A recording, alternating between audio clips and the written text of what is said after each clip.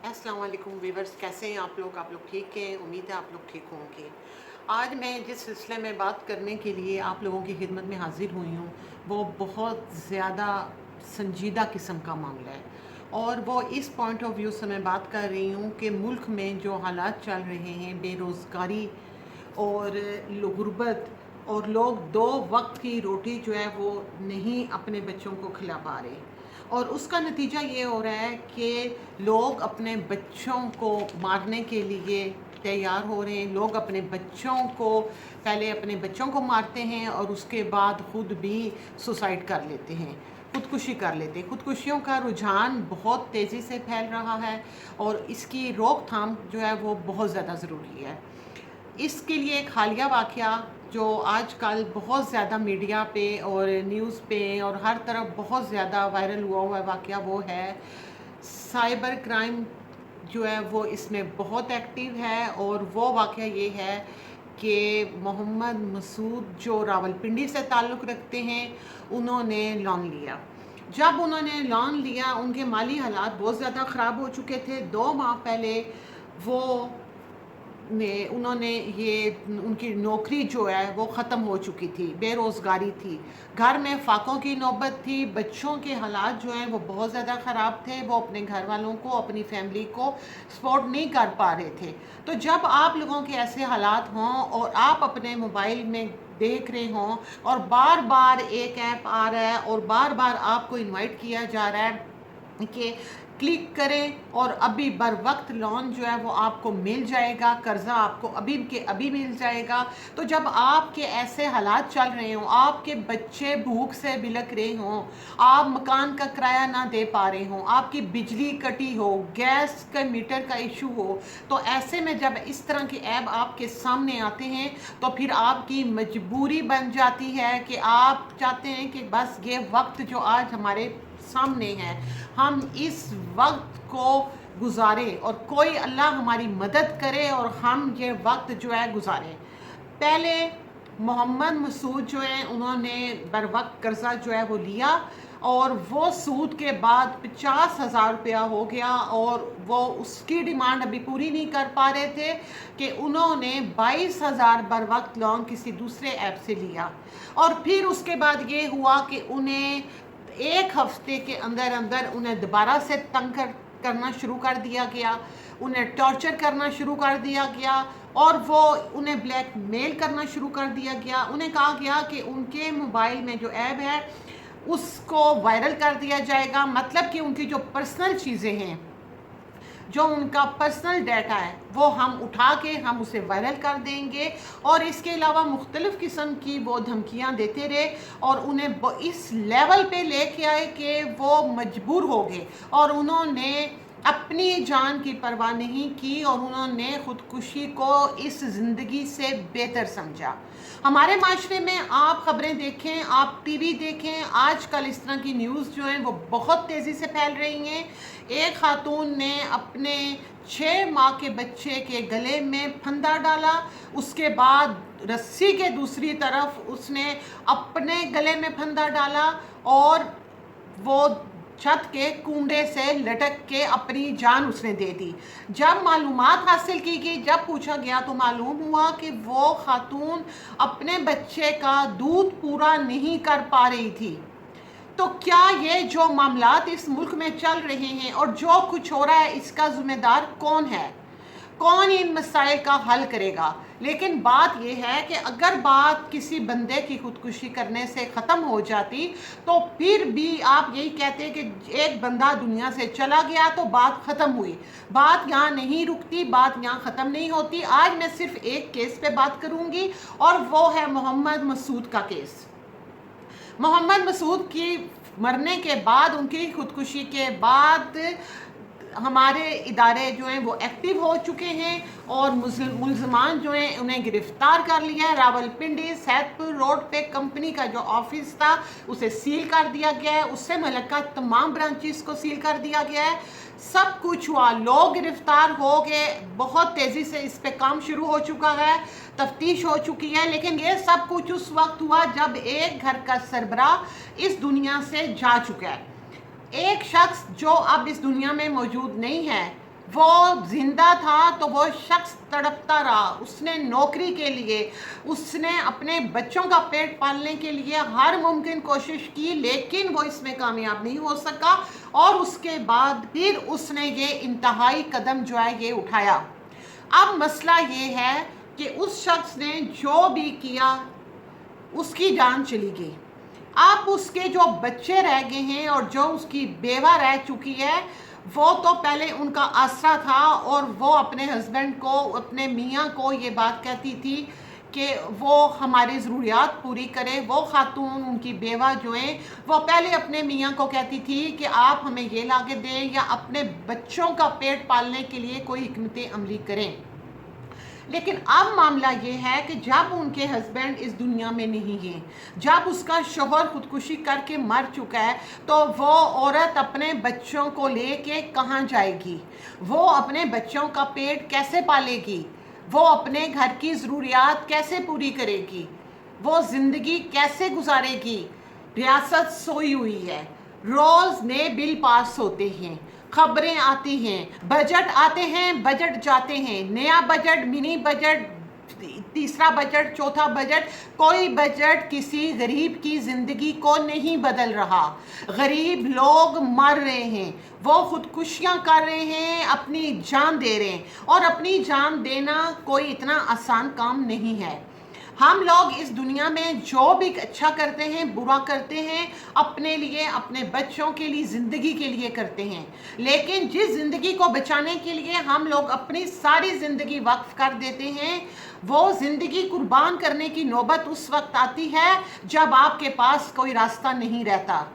یہ لوگ کس کے پاس جائیں؟ اور اس وقت میں صرف محمد مسعود، جو کہ خودکشی کرنے کے بعد اس دنیا سے جا چکے ہیں، اور اپنی بیوی کو انہوں نے کہا کہ آپ نے موبائل میرا بند رکھنا ہے، کیونکہ انہیں معلوم تھا کہ ان کے مرنے کے بعد بھی ان کی بیوی کو معاف نہیں کیا جائے گا، ان کی بیوی کو ٹارچر کیا جائے گا، ان کی بیوی کو تنگ کیا جائے گا۔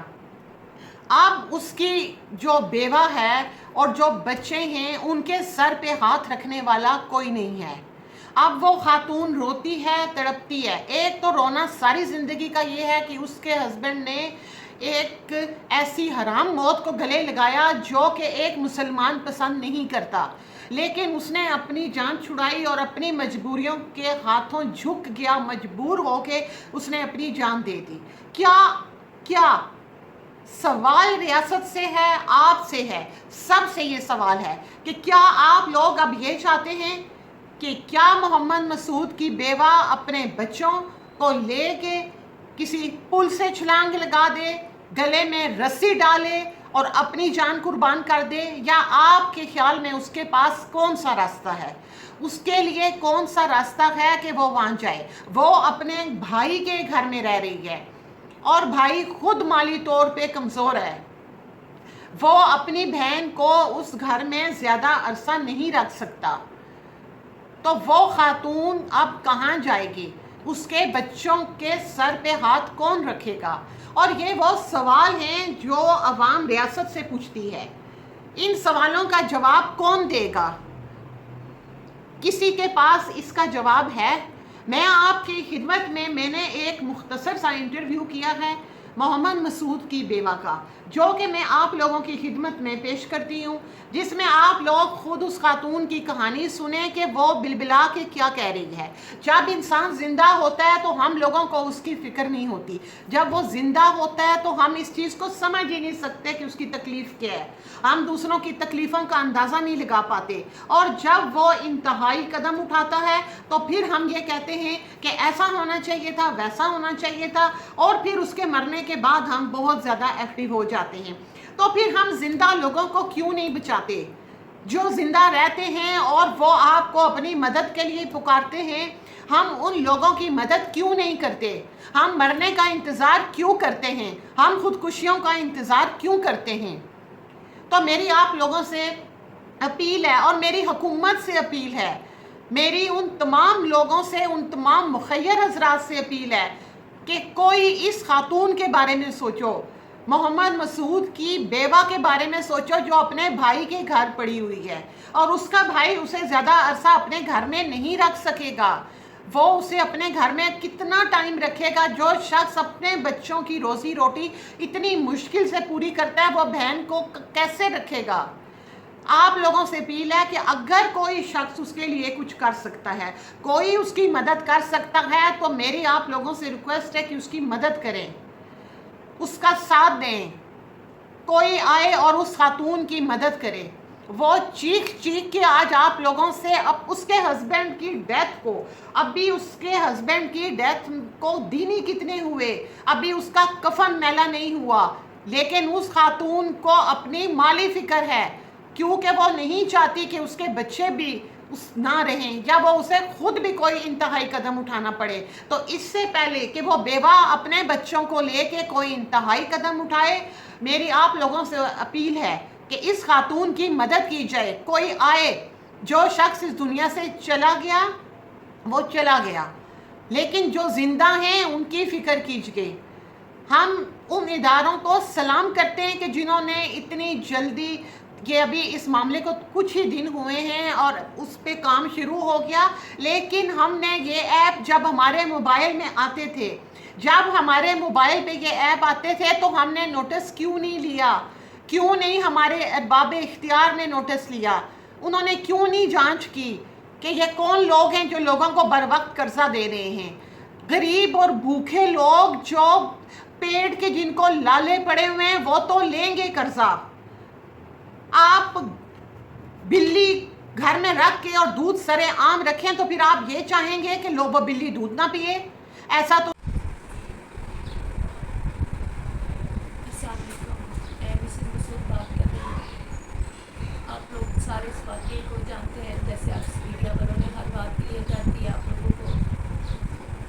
میرے ہسبینڈ کو فوت ہوئے 8-10 دن ہونے والے ہیں، لیکن آج تک کسی نے یہ نہیں پوچھا کہ اس کے بیوہ، اس کے بچے کہاں ہیں، وہ کس حال میں ہیں، کہاں رہ رہے ہیں۔ میں اپنے بھائیوں کے گھر پہ رہ رہی ہوں۔ میرا بھائی جاب کر کے مشکل سے اپنے گھر کا نظام چلا رہا ہے۔ جیسے کہ اس ملک کے حالات ہیں، ایک بندہ ایک فیملی کو ہی مشکل سے سپورٹ کر سکتا ہے۔ میں آج جہاں ہوں، کتنے دن میرا بھائی مجھے رکھے گا؟ میرے بچوں کے سر پہ کسی نے ہاتھ نہیں رکھا۔ کوئی گورنمنٹ کا بندہ اتنا بڑا سانحہ ہو گیا ہمارے ساتھ، کوئی کسی گورنمنٹ نے، کسی سینئر نے ہم سے رابطہ نہیں کیا کہ ان کے بچے کہاں ہیں، کس حال میں ہیں، وہ کیا کر رہے ہیں۔ میں کرائے کے گھر پہ رہتی تھی، میں کیسے اپنے گھر کا نظام چلاؤں گی، کیسے اپنے بچوں کو پڑھاؤں گی اور اپنے گھر کا کرائے پہ کیسے دوں گی؟ جو لوگوں سے 12 لاکھ کا لون لیا ہوا ہے وہ لون میں کہاں سے ادا کروں گی؟ میرے ہسبینڈ تو اپنی جان سے چلے گئے اس دنیا سے، لیکن ہم 3 لوگوں کی زندگیاں ساتھ برباد ہو گئی ہیں۔ میرے بچے کیا کریں گے؟ وہ اس حادثے سے کیسے نکلیں گے؟ وہ اس حادثے کو کیسے بھلائیں گے کہ میرے بچوں کے اپنے باپ کی لاش خود انہوں نے اپنی آنکھوں سے دیکھی، انہوں نے اپنی باپ کی لاش۔ میرے بچے اس سانحے سے باہر نہیں نکل پا رہے ہیں۔ میں آپ لوگوں سے صرف یہ ریکویسٹ کرتی ہوں کہ اس FIA والوں نے جو چھوٹے چھوٹے کارکنوں کو پکڑا ہے، ان کا سینئر کہاں ہے جو ان ایپس کو چلا رہے تھے؟ وہ سرگنا کہاں ہے جو میں کہہ رہی ہوں ان لوگوں کو سپورٹ کر رہے تھے؟ میں جانتی ہوں کہ آج جن لوگوں کو گرفتار کیا گیا ہے، کل پیسہ دے کے یہی لوگ باہر آئیں گے، یہی لوگوں کی زندگیاں برباد کریں گے۔ میں آپ لوگوں سے ریکویسٹ کرتی ہوں کہ ان کو سخت سے سخت سزا دی جائے، ان لوگوں کو بھی پھانسیاں دی جائیں تاکہ میرے دل کو سکون مل سکے، ان کے سرگناؤں کو پکڑا جائے تاکہ اور کسی کا گھر برباد نہ ہو، اور کسی کے بچے یتیم نہ ہو، اور کوئی سے بیوہ نہ ہو جیسے میں ہوتی۔ ہم لوگوں کو مل کے ایک دوسرے کا دکھ درد بانٹنا ہوگا، ہمیں ایک دوسرے کا خیال رکھنا ہوگا۔